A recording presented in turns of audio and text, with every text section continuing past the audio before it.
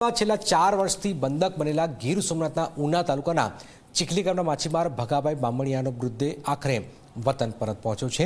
Fisheries વિભાગની team દ્વારા વાઘાવાડા પરથી મૃતદેહનો કબજો મેળવી જરૂરી કાર્યવાહી પૂર્ણ કર્યા બાદ તેને વતન ચીખલી પહોંચાડવામાં આવ્યો હતો। જ્યારે ભગાભાઈનો પાર્થિવ દેહ ગામમાં પ્રવેશ્યો ત્યારે સમગ્ર પંથક શોકમાં ડૂબી ગયો। પરિવારજનોના હૃદય વિદારક આક્રાંતથી વાતાવરણ ગમગીન બની ગયું। ભગાભાઈ છેલ્લા 4 વર્ષથી પાકિસ્તાનની જેલમાં સબડી રહ્યા હતા। પ્રાથમિક અનુમાન મુજબ 16મી જાન્યુઆરી રોજ જેલમાં જ ગંભીર બીમારીના કારણે તેમનું નિધન થયું। વતન પરત ફરવાની આશા સાથે જેલના સળિયા ગણતા માછીમારોનો આ રીતે મૃતદેહ ઘરે પહોંચતા જ માત્ર ચીખલી ગામ જ નહીં પરંતુ સમગ્ર માછીમાર સમાજમાં તંત્ર સામે રોષ અને ઘેરા શોકની લાગણી છે।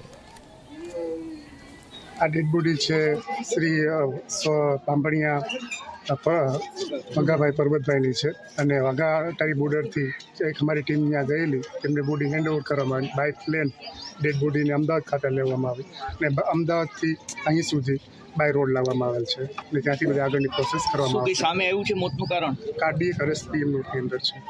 અચ્છા, કેટલા સમય પહેલા ડેથ થઈ હતી એવું की જાણકારી હતી? 16/1/2024 રોજ એમનું કાર્ડિયક અરેસ્ટના કારણે ડેથ થયેલી હતી। ના ઉપથી મૃત્યુ થયું યા સરપંચને ઉપરથી જાણ થઈ હતી, અમને હમણાં જાણ કરી હતી કે 5-7 દિવસ પહેલાં ખબર પડી। માગણી તો એક જ એટલા ઓછું રાખી મૂકે તો વહેલા ટૂંકને છોડાવે તો આવું દાખલો ન બને કોઈ દી।